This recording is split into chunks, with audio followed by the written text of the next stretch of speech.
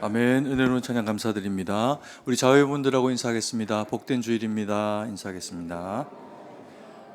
네, 한 번 더 인사하겠습니다. 당신은 복된 주님의 청지기입니다. 인사하겠습니다.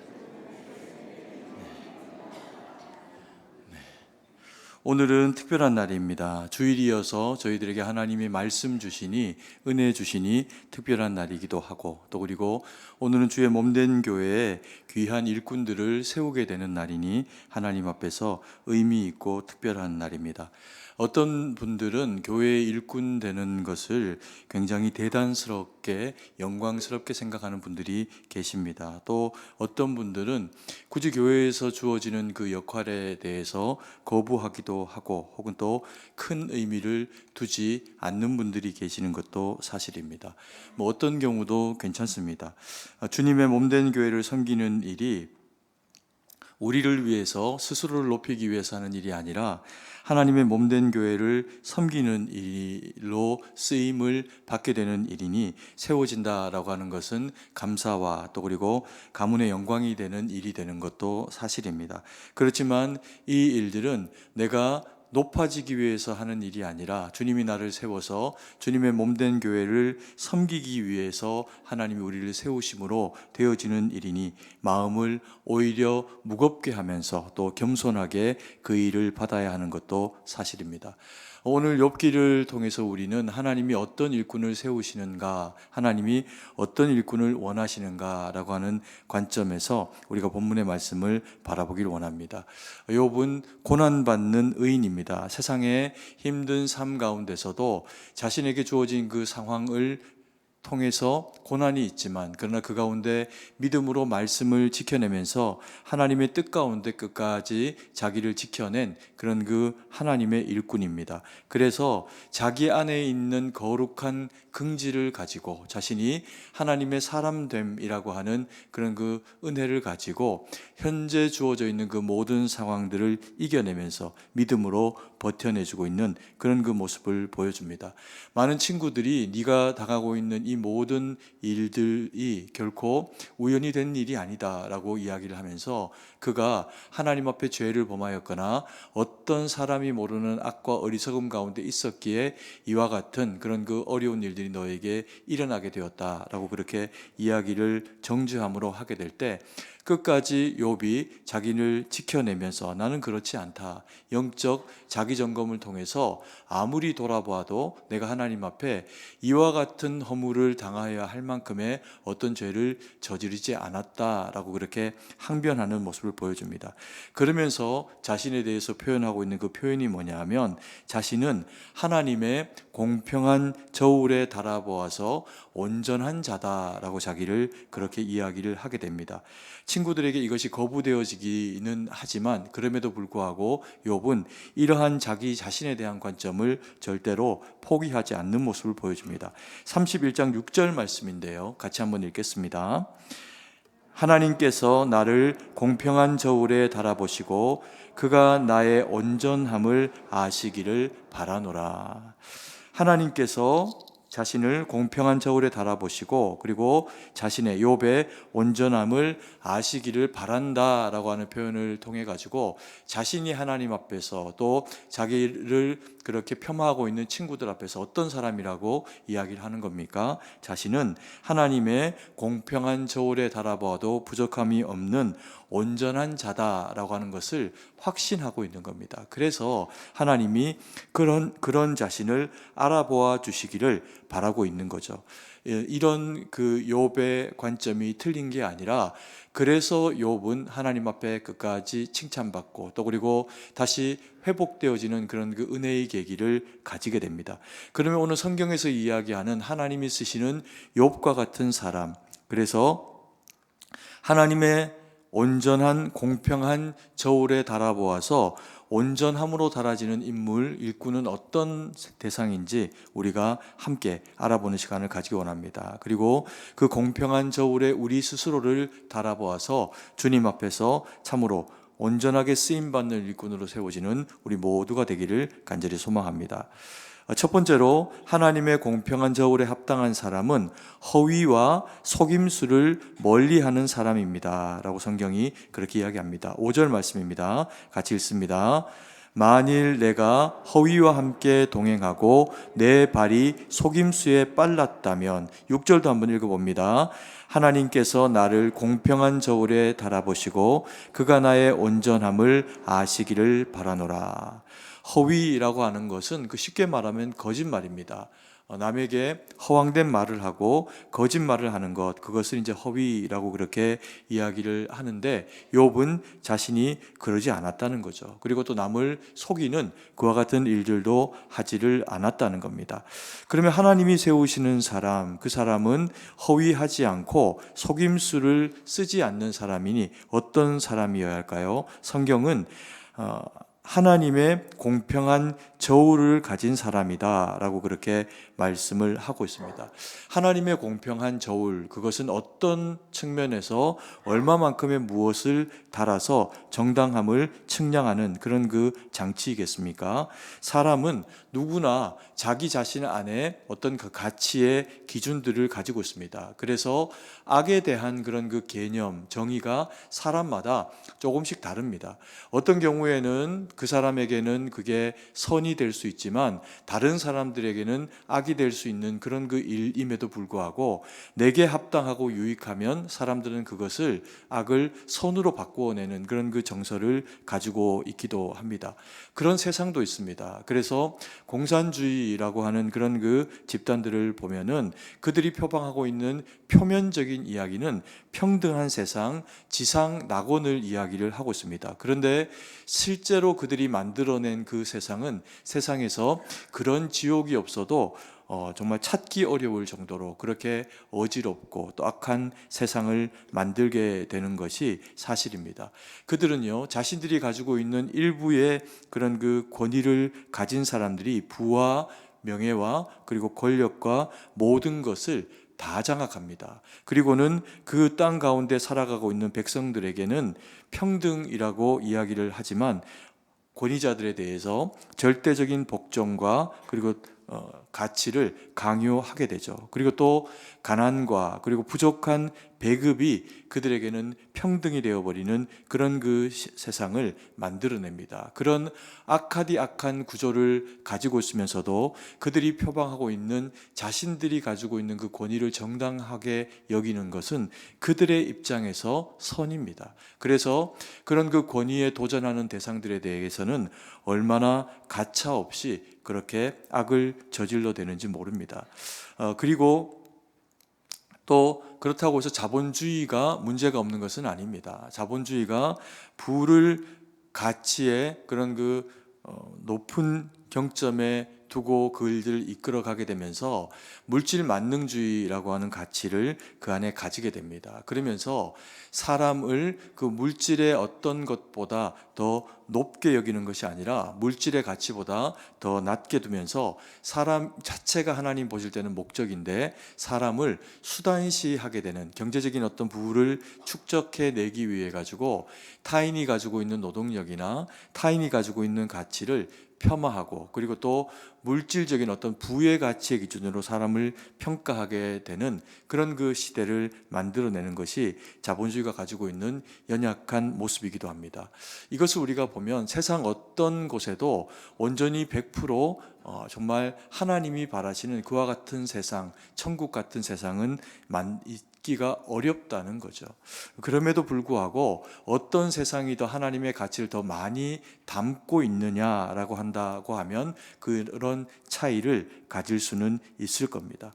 그래서 우리가 이 말씀을 통해서 바라볼 때 이 세상은 본인이 생각할 때 선이라고 생각하는 그 가치를 정하고 나면 그것에 반하는 어떤 또 다른 사람들의 또 집단의 그런 그 가치는 틀린 것으로 만들어내는 그런 이제 힘을 가지고 있는 것이 우리가 살아가고 있는 세상입니다. 욥이 이야기하고 있는 그 가운데서 말하는 공평한 저울의 기준은 그러면 어떤 것일까요? 각자 소견에 오른 대로 어떤 가치를 저울질하는 것, 그것을 성경은 공평한 저울이라고 그렇게 이야기를 하지 않습니다. 하나님 보실 때의 옳은 가치의 기준, 그것을 공평한 저울이라고 그렇게 볼 수가 있겠지요. 그래서 이것은 누가 더 옳은 이야기를 하고 누가 더 공정한 정의로운 이야기를 하는가에 대해서 결정되어지는 것이 아니라 누가 하나님의 가치와 하나님의 말씀에 더 순종함으로 살아가느냐에 따라 가지고 이 공정한 저울은 하나님이 바라보시는 입장에서 이것은 그 가치의 기준이 세워지게 된다는 거죠. 결국에는 성경적인 기준에 부합한 가치를 공평한 저울이라고 이야기합니다. 예수님께서 이 땅에서 섬기시고 그리고 떠나가실 때 두 가지의 이 공평한 저울에 대한 가치의 기준을 우리에게 주신 바 있습니다.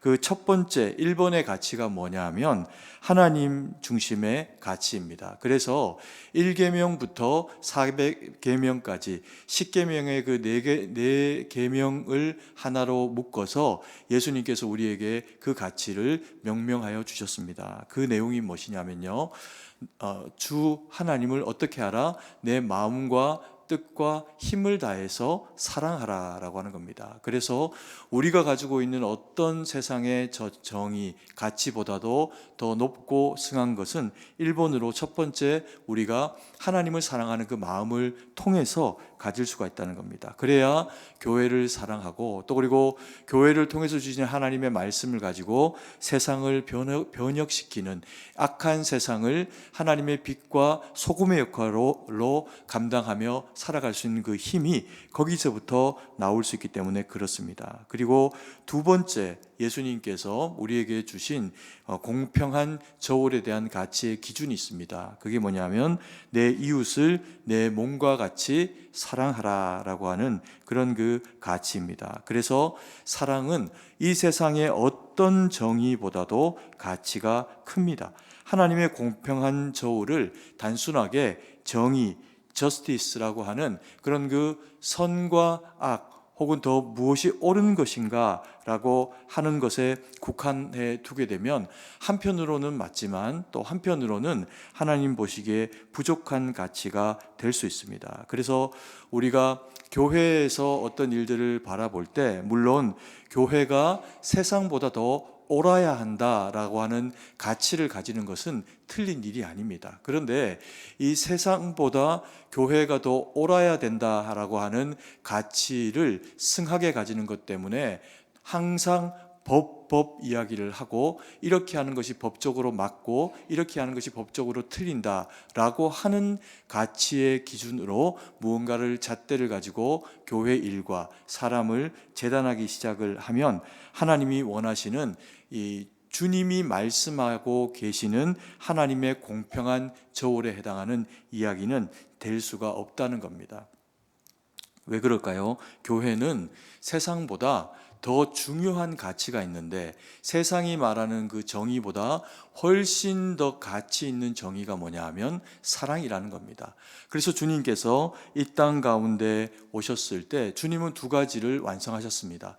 하나는 하나님의 말씀에 순종하며 자신의 의지와 생각을 꺾고 그리고 또 하나님의 그 앞에 100% 순종하여 맞추어 내심으로 말미암아 약속으로 오신 주님의 그 일들을 온전히 이루어 내십니다. 하나님을 사랑함으로 그 말씀을 순종한 결과죠. 그 결과가 뭐냐면요, 이웃을 내 몸과 같이 사랑하라라고 하시는 말씀의 완성으로 자신을 십자가에 내어주시기까지 하나님의 사랑을 감당을 하십니다. 그것이 주님이 우리 가운데 보이신 정의라는 거죠. 그래서 세상의 정의는 무엇이 더 옳은 가치인가, 무엇이 더 참인가 라고 하는 것에 포커스가 맞춰져 있다라고 하면 하나님께서 우리 가운데 허락하신 그 정의, 예수님이 오셔서 보이신 그 정의는 희생과 또 그리고 사랑이라고 하는 가치를 통해서 그 정의가 이루어집니다. 그래서 주님이 우리 가운데 보이신 그 정의는 더 옳은 것에 대한 어떤 정의 이상으로 죄인을 위해서 의인이 십자가에 죽는 것, 그것을 주님이 정의라고 그렇게 여기셨다는 겁니다. 그래서 하나님 나라의 정의는 사랑입니다. 만약에 하나님 나라의 정의가 사랑이 아니라면 우리 가운데 누구도 구원을 받지 못했을 것이며, 의로 구원받으려고 하면 구원에 이룰 수 있는 대상이 한 사람도 아무도 없다는 겁니다. 그래서 교회는 그리스도를 닮아서 세상보다 더 정의로워야 하는데, 세상보다 더 정의로워야 한다라고 하는 그 정의가 무엇이냐 하면 하나님의 사랑을 가지고 섬김으로 남을 나보다 낮게 여기면서 내 이웃을 내 몸과 같이 사랑해내는 것, 그것이 하나님이 말씀하시는 공평한 저울에 해당하는 정의, 사랑이라는 겁니다. 그래서 교회는 사랑이고요, 교회는 허물을 덮어주고, 그리고 또 누군가 교회의 구성원이 되어 들어오면 따뜻함을 경험하면서 하나님 사랑 배우고, 또 그 배운 사랑 때문에 그도 하나님을 마음을 다해서, 뜻을 다해서, 힘을 다해서 사랑하는 사람을 만들어내는 곳입니다. 그러면서 그 사랑 받았기에 이웃과 함께 그 사랑을 나누는 사람들의 공동체가 이루어지는 곳이 바로 교회라는 거죠. 그래서 교회의 공평과 그리고 또 이 정의는 사랑을 통해서 실현되어진다라고 하는 것을 욥이 우리에게 말씀을 하고 있습니다. 그리고 두 번째, 하나님의 공평한 저울에 합당한 사람은 이웃을 내 몸과 같이 사랑하는 사람이어야 한다라고 이렇게 말씀하고 있습니다. 이것을 욥기식의 표현을 하면 이웃에게 악을 행하지 않는 사람이어야 한다라고 그렇게 말씀을 하고 있습니다. 9절에서 11절 말씀인데요, 같이 한번 읽습니다. 만일 내 마음이 여인에게 유혹되어 이웃의 문을 엿보아 문에서 숨어 기다렸다면 내 아내가 타인의 맷돌을 돌리며 타인과 더불어 동침하기를 바라노라. 그것은 참으로 음란한 일이니 재판에 회부될 죄악이요. 욥은 친구들에게 자신의 의로움에 대해서 항변하고 변론하면서 자신은 자신의 아내 이외에 다른 어떤 여인에게 탐심의 마음을 가지거나 음란히 행한 적이 없다라고 그렇게 이야기를 합니다. 만일 그렇게 행한 일이 있다라고 하면 내 아내가 타인의 맷돌을 돌리고 타인과 더불어 동침하기로 바란다, 이런 표현으로 엄격하게 자신이 그와 같은 악에서 멀리 떨어져 있다라고 그렇게 항변하는 모습을 보여줍니다. 이게 무슨 이야기를 하는 걸까요? 여호와 하나님은 이스라엘 백성들에게 모세를 통해서 굵직한 계명을 주셨습니다. 10가지의 계명을 허락하시면서 5계명부터 나머지 10개의 10번째 이제 계명에 이르기까지 이웃들과의 온전한 관계 맺음에 대해서 하나님이 말씀을 허락하십니다. 그 계명 가운데서 7계명이 뭐냐 하면 간음하지 말라라고 하는 그런 그 말씀입니다. 여기서 한번 끝나면 충분히 간음, 음란에 대해서 그것을 하지 않으면 될 터인데 10계명에 되면 이것을 반복해서 한 번 더 설명을 해주시게 됩니다. 10계명이 뭡니까? 이웃의 것을 탐하지 말라는 겁니다. 그런데 그 이웃의 것을 탐하지 말라라고 하시는 계명을 주시면서 그것을 부연하여 좀 더 자세히 설명하고 있는 그 이야기 가운데서 하나님께서 첫 번째 것으로 뭐를 말씀을 하시냐면 내 이웃의 것, 남의 아내라고 그렇게 표현합니다. 남의 아내, 남종, 여종을 함부로 취하지 말라라고 그렇게 말씀을 하고 계시는 거죠. 왜 이 이웃의 것, 특히 아내를, 그렇게 남의 아내를 탐하지 말라라고 그렇게 말씀을 하실까요? 성적인 범죄가 가지고 있는 그런 그 죄악이 너무나도 대가지불이 크기 때문에 그런 면이 있고, 그리고 또 하나는 뭐냐 하면 남의 것을 탐하지 말아야 되는 것들 가운데서 어떤 한 사람에게서 제일 중요한 것이 무엇일까요? 자기 자신의 생명을 놓고 본다고 하면 그 나머지 것들 가운데서 물질이 있고 또 자녀가 있고 배우자가 있다라고 하면 자녀도 그리고 물질도 어떤 것도 비교의 대상이 아니라 아내 혹은 배우자가 한 사람에게 있어 가지고는 가장 중요한 대상이라는 겁니다. 그래서 그 대상을 착취하고 성적으로 유린하게 되는 그런 그 음란에 해당하는 범죄를 하게 되면 나머지 모든 죄를 다 범한 것과 마찬가지란 거죠. 그래서 욥이 이야기하고 있는 이 엄격한 이야기의 내용을 보면 남의 아내를 뺏고 음란한 짓을 한다라고 하는 것을 자기가 그렇게 하지 않았으니 내게 이와 같은 일들이 혹 했다면 벌어질 것이다 라고 하는 그 이야기의 10절 내용이 내 아내가 타인의 맷돌을 돌리며 타인과 더불어 동침하기를 바라노라 라고 하는 이야기를 통해 가지고 자기의 가지고 있는 모든 것들이 다 빼앗기고 약탈당하고 아내까지 빼앗겨서 아내가 남의 종이 될 뿐 아니라 성적인 놀이개까지 되어지는 상황 가운데로 처하게 될 것이다. 이런 얘기를 하고 있는 겁니다. 그래서 결국에는 누군가에게서 아내를 빼앗고 또 음란한 일을 한다라고 하는 것이 그가 가지고 있는 모든 것을 다 빼앗고 아내마저도 빼앗는 악한 그런 그 일을 한 일이니 이것은 이 음란한 일은 재판에 회부될 죄악이다. 그렇게 11절에서 이야기를 하고 있는 거죠. 그러면서 이 음란이 가지고 있는 또 하나의 치명적인 그런 그 죄악의 모습이 뭐냐면요.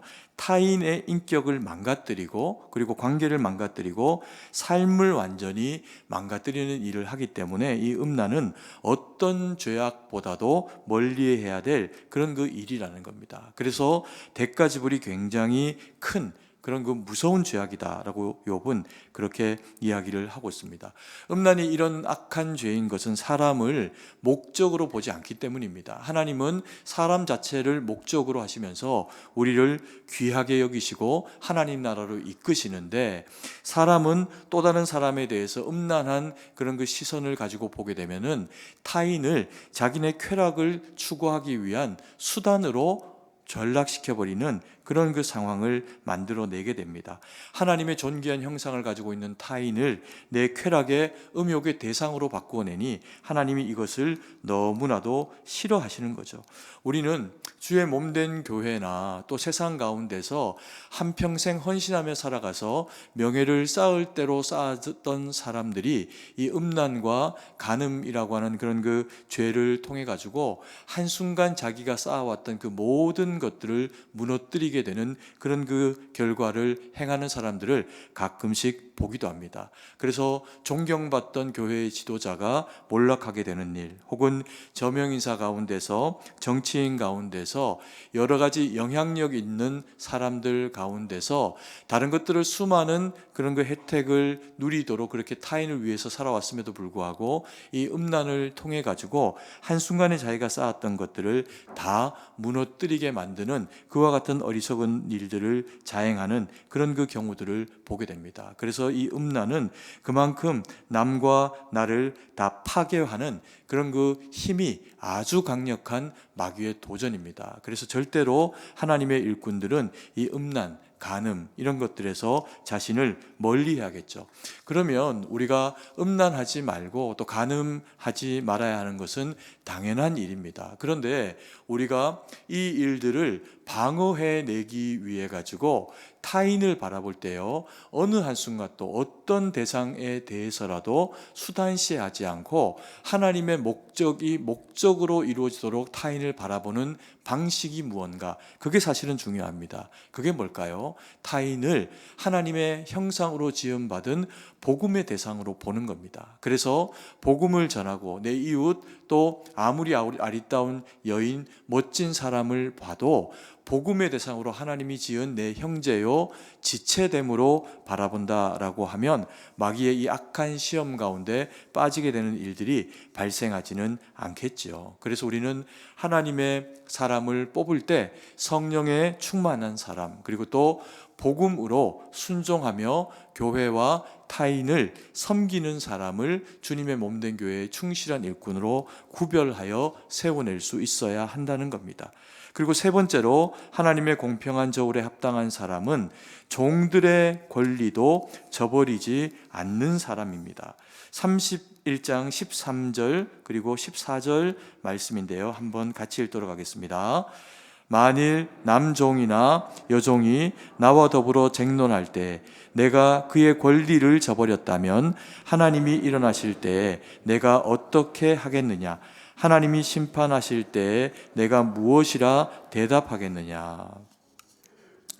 때로 사람들은 자신이 남보다 더 탁월한 어떤 지휘와 또 역할, 상황을 감당해내는 그런 그 상황 가운데 있을 때 남과 나를 똑같다라고 여기지 않는 그런 이제 경우들이 발생을 할 수 있습니다. 다른 얘기가 아니라 한 표에 해당하는 나의 한 표와 타인의 한 표의 무게가 같지 않다고 생각하는 그런 그 경향이 있을 수가 있다는 거죠. 그런데 욥이 이야기하고 있는 이 모습 가운데 이 시대가 아니라 이 시대에도 그런 이제 잘못된 관점을 가지고 있으면 타인과 나를 비교해서 나를 더 높게 여기거나 아니면 남보다 나를 더 비루하게 여기거나 이런 일들이 지금 우리가 살아가는 세상에도 있을 수가 있습니다. 그런데 고대 사회에 욥이 살아갔던 이 시대에 말할 것 없는 그런 그 일이었을 겁니다. 그런데 욥이 뭐라고 이야기를 하고 있냐면 이 종들, 남종과 여종들이라고 하는 이 종들과 자신의 무게를 하나님 앞에서 그 영혼의 무게를 같이 보고 있다는 겁니다. 다르지 않다라고 그렇게 이야기를 하고 있다는 거죠. 얼마나 존귀한 그런 그 인격을 통해서 나오는 관점인지 모릅니다. 우리가 살아가는 이 시대에는 사실은 종이라고 그렇게 불리는 사람들이 우리나라에서는 그렇게 있지는 않습니다.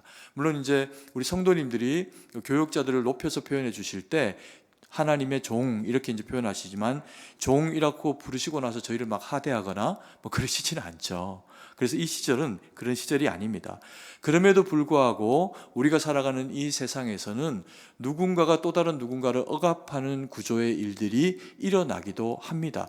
몰래 자행되어지는 그런 그 일들에 보면 가끔 TV 같은 데서는 보면 염전 같은 데서 일하는 오래 일한 사람들이 그들의 그 노동력이 착취당해지는 인격이 그렇게 착취당해지는 상황 가운데서 일하였다라고 하는 이제 그런 이야기들을 우리가 뉴스를 통해서 듣기도 합니다. 그리고 또 지적 장애를 가진 분들이 혹은 육체적인 어떤 그런 그 한계를 가지고 계시는 분들이 억압당하고 그 노동력과 인생을 정말 비루하게 그렇게 막 종처럼 그런 노예처럼 대우받게 되는 그런 그 일들이 일어나는 것도 일정 부분은 있는 것이 사실입니다. 그렇기 때문에 그런 일어나지 말아야 될 일들이 일어났기 때문에 가끔씩 그런 일들이 뉴스를 통해서 나오게 되는데요. 그것은 악한 일이라는 거죠. 사람을 그렇게 비하하여 표현하게 되는 것은 어리석고 악한 일이라는 겁니다. 그러면 이 말씀을 우리는 어떻게 적용을 해야 할까요? 직장에서 만나는 부하 직원, 또 갑을 관계의 어떤 대상, 그리고 또 부모와 자녀의 관계, 그 모든 일들 가운데서 영혼의 가치를 돌아보아 가지고 남과 나의 그 존재를 하나님 앞에서 귀하게 여기는 것, 그것이 성경이 우리에게 원하시는 하나님의 공평한 저울을 가지고 남과 타인에 대해서 대하는 모습이라는 겁니다. 물론 이제 역할상 어떤 중요한 일들을 하게 될 때 이제 부하 직원에게 아랫사람들에게 명령하는 어떤 이야기를 하거나 역할상 그런 일들을 해야 될 그럴 그 때가 있습니다. 그런데 그런 그 역할상의 그런 그 이야기와 또 그리고 존재 자체를 다루는 이야기는 다른 이야기일 수 있습니다. 성경은 사람이 다 귀한 존재라고 이야기합니다. 왜냐하면은 세상 어떤 피조 대상들에게도 주지 않은 하나님의 형상을 우리 모든 인간들에게 하나님이 주셨기 때문에 그렇습니다. 그래서 누구 어떤 역할을 하는 사람이어도 그 영혼의 무게 자체는 하나님 앞에 달아보아서 아이의 영혼, 노인의 영혼, 어떤 중요한 역할을 하는 사람 또 그렇지 않은 사람이 차별이 없다는 겁니다. 그러면 이 공평한 저울로 달아진 영혼의 무게를 다는 이 무게담이 단순히 모든 사람들은 서로 간에 평등하다라고 하는 그 가치를 이야기를 하는 걸까요? 그래서 모든 사람은 법 앞에서 평등하다. 우리가 살아가는 세상에서 이런 정의가 실현되어지면 살만한 세상이 되겠지요. 그런데 성경에서 이야기하고 있는 이 공평한 저울, 저울로 타인의 영혼과 내 영혼을 달아보는 이 평등은 그 정도 의미가 아닙니다. 그래서 법 앞에서의 평등, 이런 것들 이상의 가치를 가지고 있는 평등을 이야기를 하는 거죠. 그러면 성경이 이야기하고 있는 공평한 저울로 달아지는 평등은 어떤 이야기를 하는 걸까요? 모두가 주님 앞에서 존귀한 자들이라는 겁니다. 그래서 내가 남을 대할 때 남을 나보다 낮게 여겨야 됩니까? 낮게 여겨야 됩니까? 나보다 남을 낮게, 높게 여겨야 된다는 거죠. 그런데 어떻게 사람들이 평등할 수 있겠습니까? 나보다 남을 더 존중하게 여기면 평등이 이루어지지 않죠. 그런데 이 교회의 가치에서 이루어지고 있는 서로가 서로를 바라보는 그 관점을 통해서 이루어지는 공평한 저울 평등은 남을 나보다 귀하게 여기는 거라는 겁니다. 그러면 그 남도 존중받았으니 나를 어떻게 여길까요? 귀하게 여긴 바 되어지는 일이 발생을 하겠지요. 그래서 하나님의 교회, 하나님의 나라에서는 서로가 서로를 높이는 그와 같은 일들을 하기 때문에 평등 이상의 존귀가 서로 가운데서 이루어질 수 있게 되는다는 겁니다. 그래서 주님의 몸된 교회에 세워지는 일꾼은 사람을 귀하게 여기는 분이어야 됩니다. 근데 이 사람을 귀하게 여기는, 남을 나보다 낮게 여기는 것, 높게 여기는 것은 어떻게 가능할까요? 그것은 그 사람이 가지고 있는 인격의 고귀함, 신앙 인격의 거룩함을 통해서만 이루어질 수 있습니다. 하나님의 사랑을 우리가 받고, 그리고 내가 하나님 앞에서 존귀한 믿음의 대상이다, 하나님의 자녀다 라고 하는 것을 깊이 깨닫고 안 분이 옆에 있는 분을 바라볼 때 그 시각으로 옆에 있는 사람을 볼 수 있는 눈이 생기기 때문에 그렇습니다. 그래서 내가 존귀한 것 이상으로 내 옆에 분도 하나님 앞에 그렇게 존귀한 사람이구나 라고 하는 것을 깨닫고 섬겨낼 수 있는 거죠. 이것은 신앙 인격을 통해서 나오는 것이고, 겸손을 통해 가지고 하나님 앞에서 그와 같은 모습을 가질 수가 있는 겁니다. 이것을 성경에서 이런 일꾼을 세워야 된다, 이것을 예수님께서 한마디로 표현하신 게 있습니다. 너희는 다 무엇하는 자가 되라? 섬기는 자가 되라. 섬기는 자가 어떤 자다? 큰 자다라고 그렇게 말씀을 하신 바 있습니다. 그래서 우리 모든 성도님들은 주 앞에 일꾼됨으로 자신을 존귀 여기고 타인을 존중하고 세워내는 우리 모두가 되기를 간절히 소망합니다. 오늘 우리가 투표를 하게 될 텐데요, 우리가 하나님 앞에서 이와 같은 공평한 저울을 가지고 있는 분을 세워내야 합니다. 그런데 투표는 정해져 있는 인원들을 세우는 그런 그 계기를 가지게 됩니다. 그러다 보니까 표를 얻지를 못하고 또 거기에서 당선되지 못하는, 그런 이제 뽑히지 못하는 분들이 발생을 할 수 있습니다. 제가 우리 교회에 처음에 와서 이 부분이 좀 이제 염려되는 부분이 있어서 그때 임직 투표를 할 때 당회에서 장로님들께 여쭤본 일이 있습니다. 그때 제가 뭐라고 여쭤봤냐면, 다른 교회를 제가 이렇게 섬겨 보니까 이전 교회들에서는 혹 이렇게 임직에서 누락이 되거나 혹은 뭐 투표에서 당선되지 못하는 이제 그런 일들이 발생을 하게 될 때 서운하고 막 이제 속상함이, 교회와 사람들이 나를 인정해 주지 못하고 하나님도 나를 인정해 주지 않나, 이런 이제 생각이 들어가지고 막 시험에 들고 교회를 안 나오고 교회를 떠나가고, 심지어는 이제 막 교회 교육자들과 성도를 막 괴롭히고 이제 이런 분들이 계시더라고요. 그래서 제가 우리 교회는 어떻습니까? 우리 교회는 그런 일들이 생기지는 않습니까? 이렇게 물어보니까 우리 교회는 그런 분이 절대로 없다, 이렇게 이야기를 하시더라고요. 그래서 제가 그 말씀을 믿었고, 그리고 실제로 또 그래서 뭐 교회를 그것 때문에 떠나간 분은 아직까지 정말 없는 것 같습니다. 그만큼 이제 우리 교회가 130년의 역사 가운데서 하나님이 세우신 사람에 대한 자긍심, 그것이 우리 각자의 마음 가운데 또 귀하게 잘 자리 잡고 있기 때문에 그렇겠죠. 오늘 또 이제 다음 주에 걸쳐 가지고 이 임직 투표가 있게 될 때 이 일로 또 하나님 앞에 세워지면 그것을 무거움으로 받으시고 겸손함으로 받으시면서 섬기는 일꾼들로 세워지시기를 소망합니다.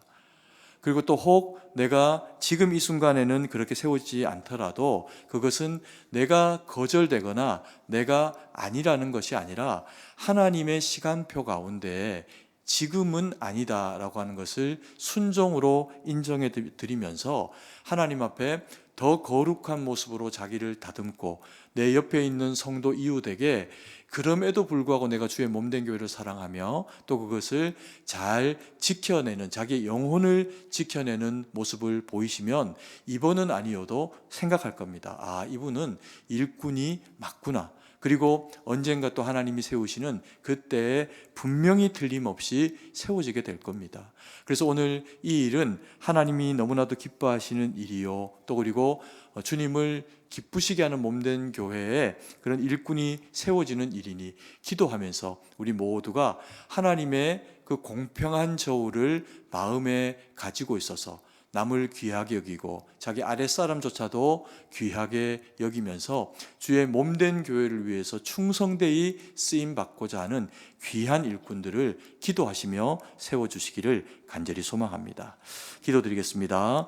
사랑의 아버지 하나님, 은혜와 사랑을 감사드립니다. 오늘 주신 말씀 마음에 새기고 하나님의 공평한 저울을 우리의 마음 가운데 새겨서 아버지 하나님, 남을 나보다 낮게 여기면서 하나님을 사랑하고 이웃을 사랑하는 우리 모두가 될 수 있도록 은혜를 베풀어 주시옵소서. 아버지 하나님, 오늘 또 임직 투표가 있습니다. 하나님이 또 세우기를 원하시는 그 사람이 이 시점에 세워질 수 있도록 도우셔서 낮아짐으로 겸손함으로 하나님 영광 돌리는 일꾼으로 설 수 있도록 하나님께서 은혜를 베풀어 주시옵소서.